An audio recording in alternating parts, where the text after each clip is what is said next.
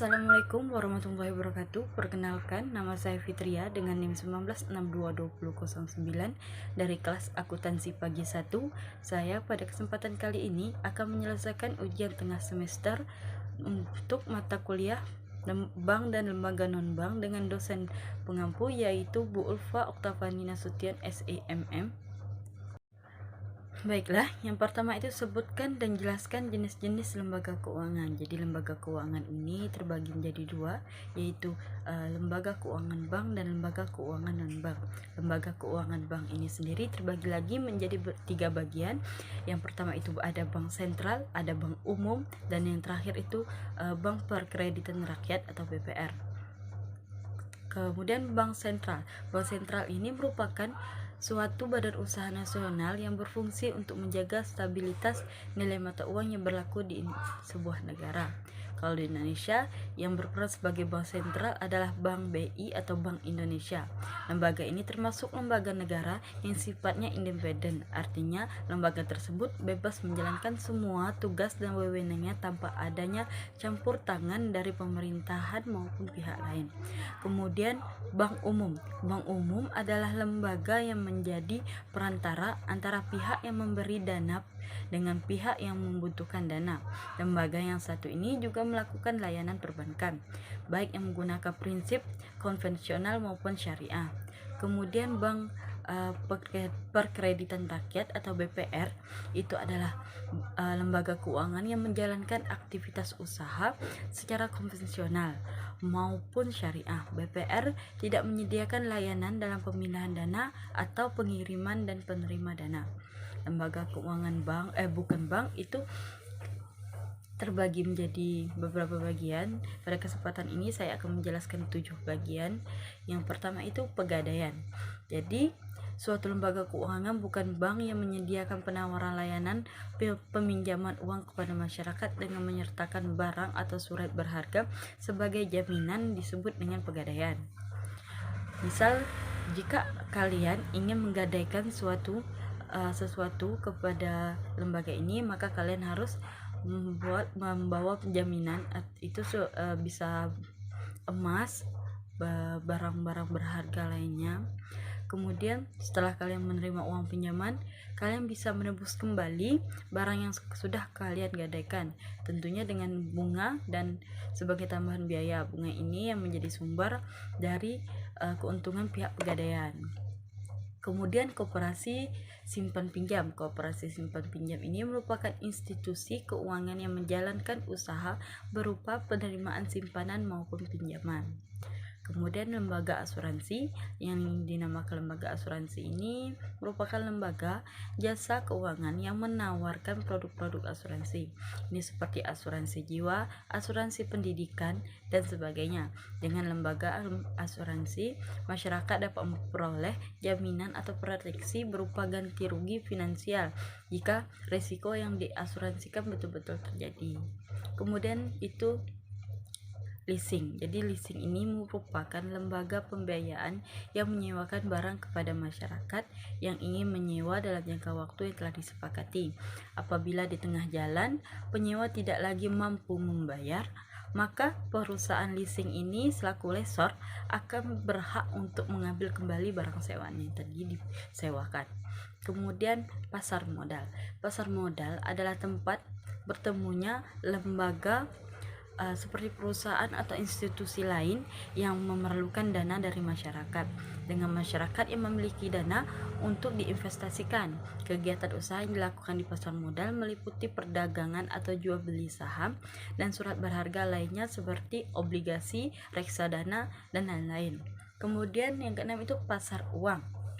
Jadi, pasar uang merupakan tempat pertemuan antara pemberi dana dengan calon konsumen. Di tempat ini, suatu pihak dapat meminjam dana dari pihak lain dengan tingkat bunga tertentu sebagai imbalannya. Instrumen yang diperdagangkan di pasar uang biasanya dalam bentuk surat berharga, seperti surat berharga pasar uang atau SBPU, kemudian ada sertifikat Bank Indonesia atau SBI, dan deposito. Yang terakhir itu ada dana pensiun. Jadi, perusahaan dana pensiun merupakan jenis badan usaha yang menyediakan layanan jaminan hari tua dengan cara menghimpun dana yang didapat dari pemotongan gaji pegawai setiap bulan selama seseorang ini masih aktif bekerja. Kemudian, baiklah, soal kedua itu sebutkan dan jelaskan kegiatan bank umum dan kegiatan bank perkreditan rakyat. Jadi bank umum di sini kegiatan yang dilakukan itu adalah menghimpun dana dalam bentuk tabungan atau simpanan, kemudian memberi pinjaman atau kredit, dan menyimpan surat serta barang berharga. Selain itu, bank umum juga bertugas untuk membuat dan menerbitkan surat pernyataan hutang. Contohnya, Bank BRI, Bank BNI, Bank Mandiri, BRI Syariah, dan kemudian sedangkan dalam kegiatan usahanya BPR ini memiliki fungsi untuk menghimpun dana yang berasal dari masyarakat dalam bentuk simpanan seperti tabungan, deposito berjangka, maupun bentuk lain yang hampir sama. BPR juga berfungsi sebagai pemberi kredit layaknya bank umum. Kemudian soal yang ketiga itu sebutkan dan jelaskan sumber-sumber dana bank. Jadi sumber-sumber dana bank ini terdiri dari 3 bagian, diantaranya itu dana dari bank itu sendiri, dana dari masyarakat luas, dan dana dari lembaga lainnya. Baiklah, yang pertama saya akan membahas pengertian dana dari bank itu sendiri. Jadi dana ini artinya dana yang diperoleh dari setoran modal para pemegang saham. Kemudian dana dari masyarakat luas artinya dana yang diperoleh dari masyarakat.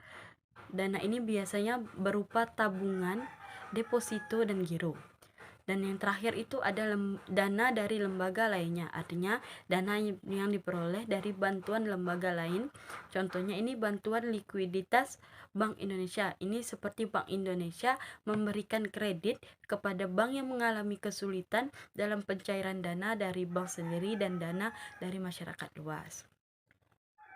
Soal yang keempat itu sebutkan dan jelaskan prinsip-prinsip pemberian kredit. Jadi prinsip-prinsip pemberian kredit ini terdiri dari 6 bagian. Yang pertama itu karakter, yang kedua itu kapasitas atau keuangan, yang ketiga itu modal, yang keempat kondisi, yang kelima agunan, yang keenam itu hambatan. Jadi yang pertama karakter. Jadi bank harus tahu karakter dari nasabah, karena jika memberikan kredit kepada nasabah yang memiliki karakter yang buruk akan memungkinkan nasabah akan ingkar janji terhadap bank. Kemudian yang kedua itu keuangan atau kapasitas, artinya bank harus menganalisis kemampuan nasabah dalam pengembalian kredit. Ketiga itu modal. Ini hampir sama dengan keuangan, di mana bank harus melihat keseriusan menjalankan usaha dalam pembayaran kredit ini tadi. Kemudian yang keempat itu kondisi bank harus memperhatikan kondisi ekonomi dan kondisi industri dari nasabah ini. Yang kelima itu agunan. Jadi bank akan mempertimbangkan aset yang dimiliki nasabah dengan permohonan kredit apakah telah sesuai atau tidak. Kemudian yang keenam atau yang terakhir itu adalah hambatan yang akan mungkin terjadi ketika kita akan melakukan pengembalian kredit. Baiklah, soal yang kelima itu sebutkan dan jelaskan jenis-jenis jasa bank, minimal 5. Yang pertama ada simpanan giro. Simpanan giro ini maksudnya simpanan pada bank yang penarikannya dapat dilakukan melalui biljet giro ataupun cek. Kemudian simpanan tabungan, simpanan pada bank juga yang penarikannya sesuai dengan persyaratan bank. Ini bisa melalui ATM, buku tabungan, kwitansi, dan slip penarikan. Kemudian yang ketiga itu simpanan deposito. Simpanan yang memiliki jangka waktu tertentu. Jadi penarikan simpanan bisa dilakukan sesuai dengan jangka waktu tersebut. Jenis deposito pun beragam. Contohnya ada deposito berjangka, ada sertifikat deposito, dan ada deposito on call. Kemudian yang keempat itu ada kredit investasi. Adalah kredit yang diberikan kepada nasabah yang melakukan investasi atau penanaman modal. Contohnya ini kredit membangun pabrik, membeli peralatan pabrik seperti mesin dan lainnya. Dan yang terakhir itu kiriman uang. Jadi kiriman uang ini adalah jasa pengiriman uang lewat bank. Pengiriman uang dapat dilakukan pada bank yang sama atau pada bank yang berlainan. Pengiriman juga bisa dilakukan dengan tujuan dalam kota, dalam negeri maupun luar negeri. Baiklah, sekian video dari saya, terlebih dan kurangnya saya mohon maaf. Saya akhiri dengan wabillahi taufik wal hidayah. Wassalamualaikum warahmatullahi wabarakatuh.